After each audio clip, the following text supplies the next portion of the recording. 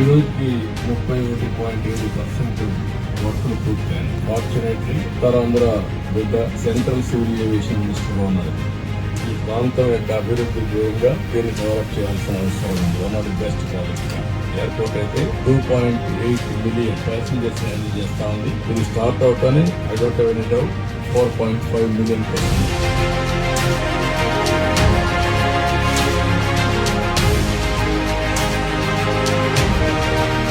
Airport తో విశాఖపట్నం విజయనగరం కలిసిపోతుంది. ఇక్కడ నుంచి శ్రీకాకుళం కూడా కలిసే అవకాశం ఉంది. One of the best place అవుతుంది ఇండస్ట్రియల్.